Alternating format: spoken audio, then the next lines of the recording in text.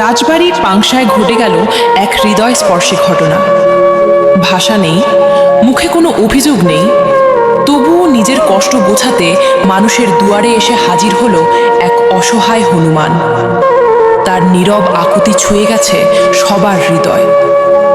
মঙ্গলবার দুপুরে পাংশা উপজেলা হামিদাস ক্লিনিক অ্যান্ড ডায়াগনস্টিক সেন্টারে হঠাৎই এসে উপস্থিত হয় আহত হনুমানটি।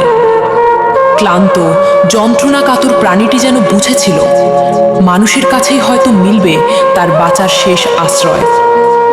জানা যায়, কিছুদিন আগে দুর্বৃত্তের ধারালো অস্ত্রের আঘাতে হনুমানটির ডান হাতের একটি অংশ গুরুতর আহত হয়।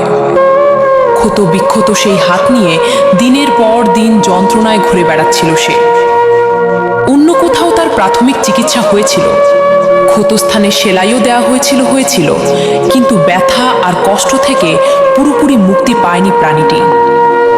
হয়তো মানুষের মমতার উপর বিশ্বাস রেখেই সে পৌঁছে যায় ক্লিনিকের দরজায়। সেখানে ঢুকেই চিকিৎসা শেডের একটি টেবিলে গিয়ে বসে পড়ে। এরপর বারবার নিজের আহত হাতটি দেখাতে থাকে, যেন নীরব ভাষায় বলছে, আমি খুব কষ্টে আছি, আমাকে একটু সাহায্য করুন, আমার ব্যথাটা কেউ বুঝুন। অসহায় প্রাণীটির এই আচরণ দেখে ক্লিনিকের কর্মকর্তা কর্মচারীদের চোখে আবেগ জমে ওঠে। একটি নির্বাক প্রাণীর এমন মানবিক আবেদন তাদেরও স্পর্শ করে। তারা দ্রুত প্রাণী সম্পদ কর্মকর্তাদের সঙ্গে যোগাযোগ করেন এবং শুরু হয় তার চিকিৎসার ব্যবস্থা। প্রায় 3 ঘন্টা অপেক্ষার পর সংশ্লিষ্ট কর্মকর্তারা এসে আহত হনুমানটির চিকিৎসা করেন। কিছুটা স্বস্তি ফিরে আসে কষ্টে থাকা প্রাণীটির চোখে। এই ঘটনা আবারও মনে করিয়ে দেয়, প্রাণীরা কথা বলতে পারে না, কিন্তু তাদেরও ব্যথা আছে, অনুভূতি আছে, বেঁচে থাকার আকুতি আছে।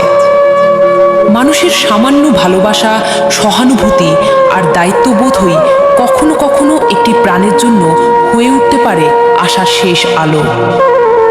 পাংশার এই আহত হনুমানের ঘটনা শুধু একটি চিকিৎসার গল্প নয়, এটি মানবিকতার এক অনন্য উদাহরণ। বন্ধুরা, যদি ভিডিওটি ভালো লাগে তাহলে শেয়ার, লাইক, কমেন্ট ও পেজটি ফলো করে আমাদের সঙ্গে থাকুন।